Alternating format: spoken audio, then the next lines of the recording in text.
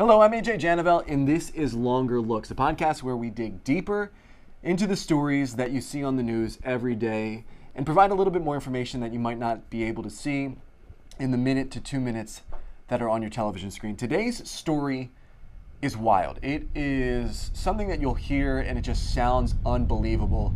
There's a little bit of a humor to it as well, but when you take a little bit deeper, you go past the headline, you realize that there is some concern with what deputies down in Pierce County are dealing with this situation.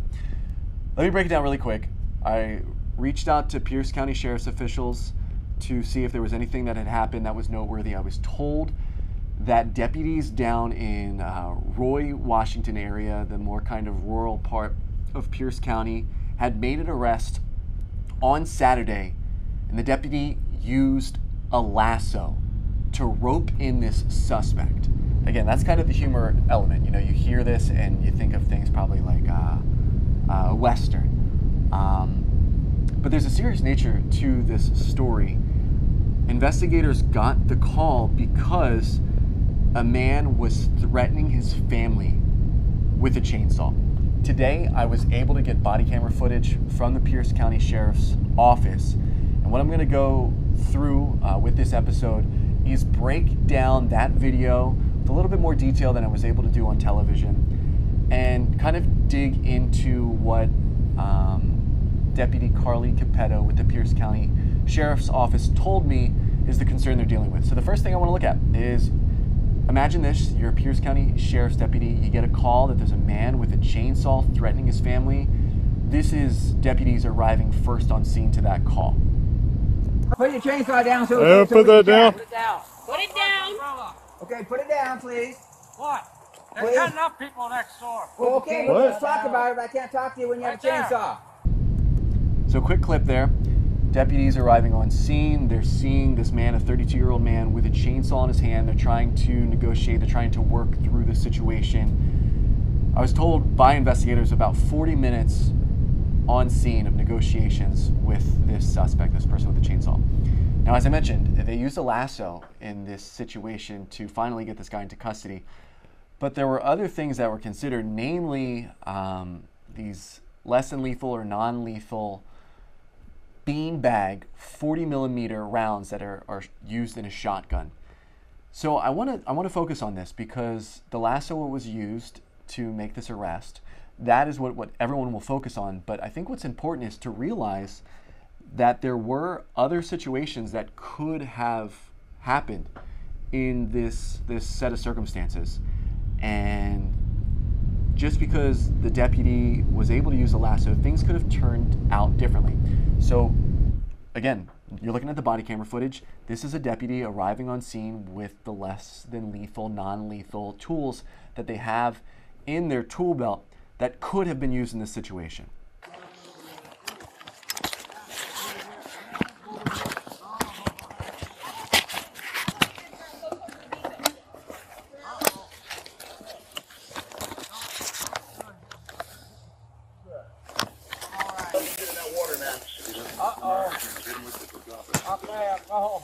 You know what this is? What? It's a beanbag gun. It's going to hurt when I shoot you with it.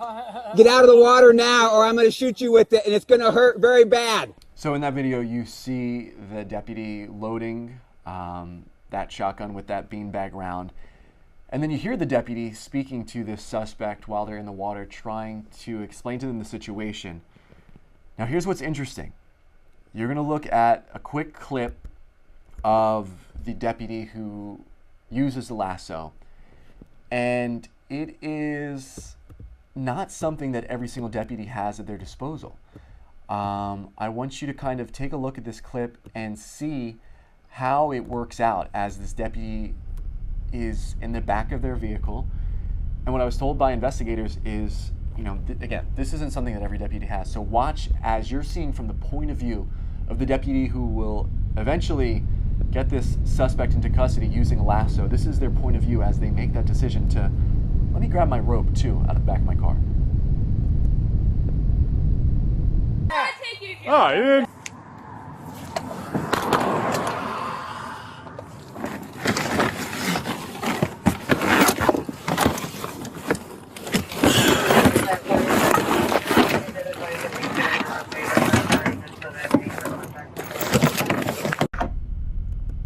So again, you've seen that video. That deputy has their less than lethal, non-lethal weapon, and at that kind of last moment is when they eventually go back to grab the lasso as well. What I learned is that this deputy works the mountain detachment, which again is that rural area of Pierce County, and you're going to hear from Deputy Carly Capetto about the skill set that this mountain detachment deputy has that truly assisted in bringing this situation to a very unique and a safer end. No, they definitely don't teach us how to use lassos in the police academy. And I think what's great about Pierce County is we can kind of pick and choose what kind of tools and instruments we want to carry inside of our car as long as they're approved. And this particular deputy works out in our mountain detachment and has had to deal with a lot of animals, large animals. And so you hear Deputy Capetto speaking there about if we get approval to use a device, we can utilize it. And that's what this deputy did. And here's the video. Here's what everybody wants to see. This is the moment that that deputy is able to use this lasso and pull this suspect into custody. Get out of the water!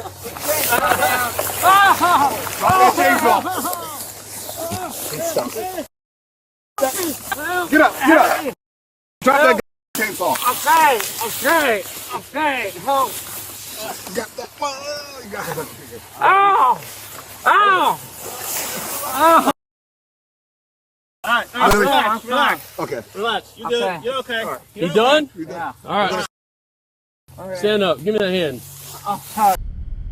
And so you have this situation where this man, this 32-year-old man who deputies arrive and here has been threatening his family with a chainsaw. He's standing in that little pond area.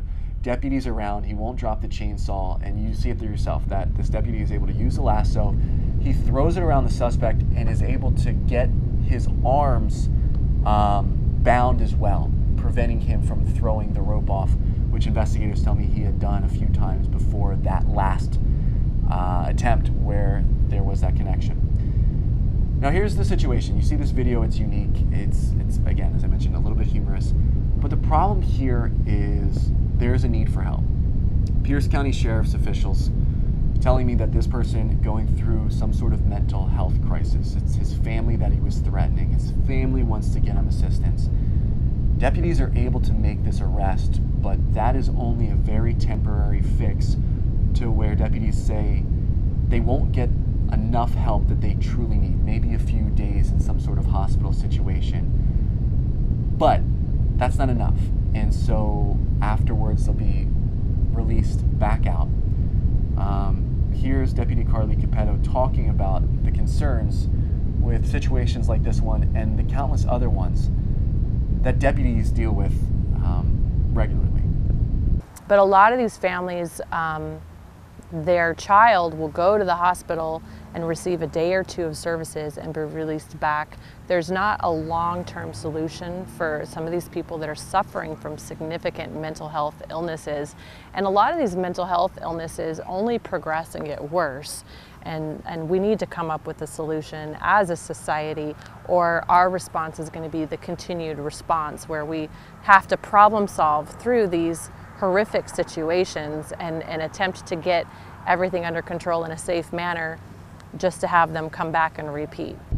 So the big question is, what is that answer? What can be done to help in these situations? Unfortunately, that's something that deputies don't have an answer to.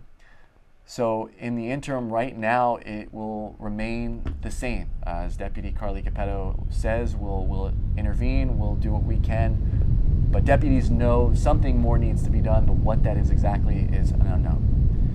That is it for this episode of Longer Looks. As always, I appreciate you taking some time to dig a little bit deeper into the stories that I work on throughout the week.